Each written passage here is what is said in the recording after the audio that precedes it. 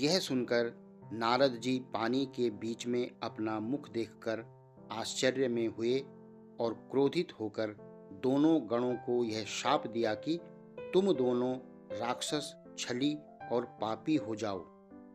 तुमने हंस हंसकर हमारी बहुत अप्रतिष्ठा की है, उसका फल पाओ कि फिर ऐसा अपकर्म तुमसे न हो सके।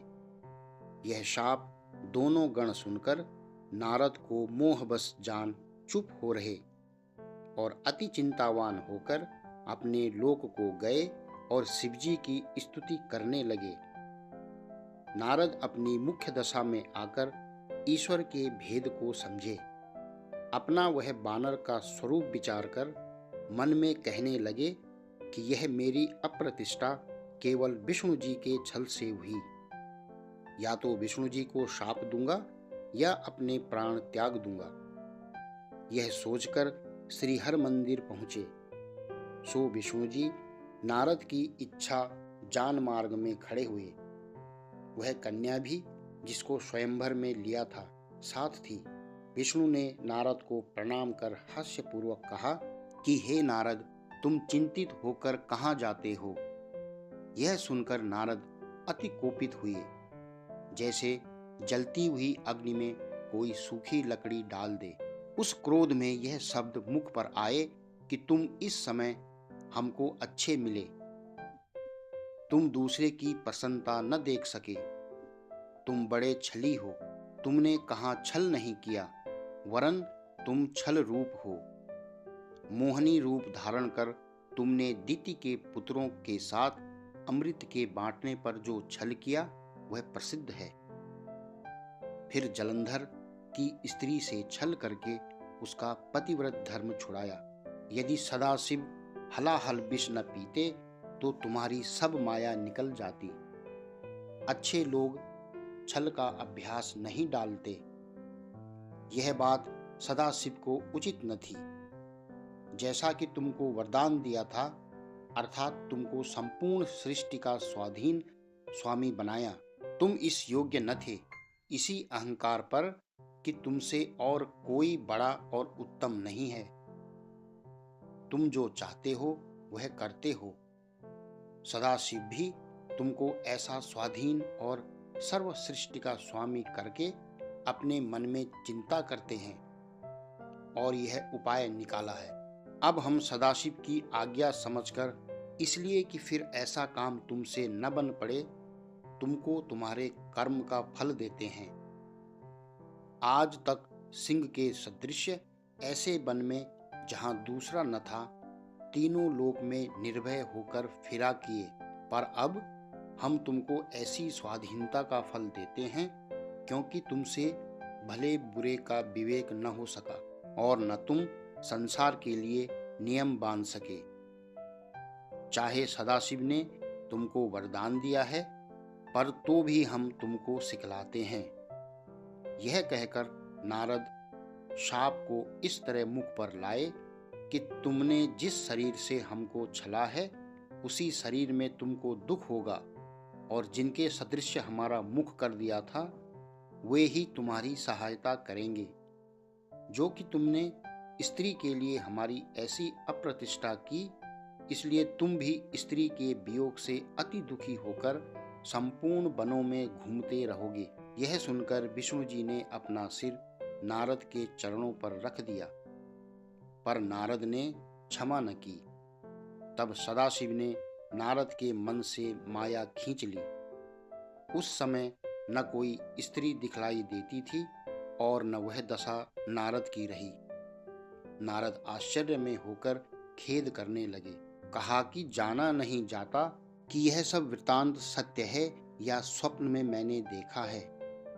प्रेम पूर्वक कहा कि धन्य धन्य आपकी माया, जिसमें हम ऐसे बुद्धिमान भूल गए। फिर विष्णु जी के चरणों पर गिर पड़े और कहा कि हे सदाशिव, हमारे शाप को खंडन कर दीजिए, और जो कठोर वचन मैंने तुमसे कहे हैं वे महापाप के भरे हैं, वे क्यों कर क्षमा होंगे। विष्णु ने कहा कि जो तुमने सदाशिव के वचन को न माना, उसका फल यह तुमको मिला है। अब तक तुमने इस ईश्वरी गति का भेद मालूम न हुआ, इसलिए ये सब बातें बताई गई। सो अब भी आपको उचित है कि चैतन्य होकर समझो कि सदाशिव सबसे बड़े हैं।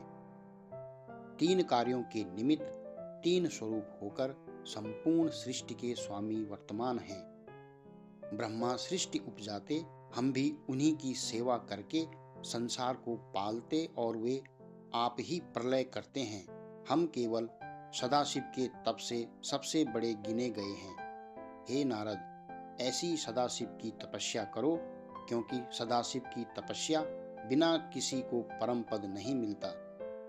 आपको उचित है कि सब छोड़कर केवल सदाशिव वाक्य मुख पर रखो। शिव के सतनाम जपो, उनके जपते जपते संपूर्ण पाप नष्ट हो जाते हैं। अब खेद न करो, क्योंकि आप ही सदाशिव ने यह माया की है और हमको आपके द्वारा यह शाप दिलाया। वे सदाशिव काल के भी काल, अद्वितीय अप्रमेय हैं। हमको सदाशिव से अधिक प्रिय और कोई नहीं। हमारा सबसे अधिक बल वही है। तुमको उचित है कि हृदय में शिव का चरण रखकर देशाटन करो, जिसके प्रताप से दुख न होगा। पृथ्वी भर में सदाशिव की माया देखते हुए काशी जी को सिधारो। उन्हें रुद्र क्षेत्र, वाराणसी, मुक्त क्षेत्र और महाशमशान भी कहते हैं। फिर ब्रह्मा जी अपने पिता के निकट जाकर सदाशिव के 100 नाम पूछे, क्योंकि ब्रह्मा जी बड़े शिव के भक्त हैं, रात्रि दिन उनकी सेवा करते हैं। इतना कहकर विष्णु अंतर्ध्यान हुए। नारद सदाशिव जी के पास चले। मार्ग में दोनों गण नारद के चरणों पर गिर पड़े और कहने लगे कि हम ब्राह्मण नहीं हैं, वरन सदाशिव के गण हैं। आपकी बड़ी अवज्ञा हमसे हुई है, सो आप अपना किंकर समझकर कृपा करें, क्योंकि हम अपने कर्म का फल पा चुके। यह सुनकर नारद खेद करके कहने लगे कि मेरी सब बुद्धि भ्रष्ट हो गई है। सदाशिव की माया अति बलवान है।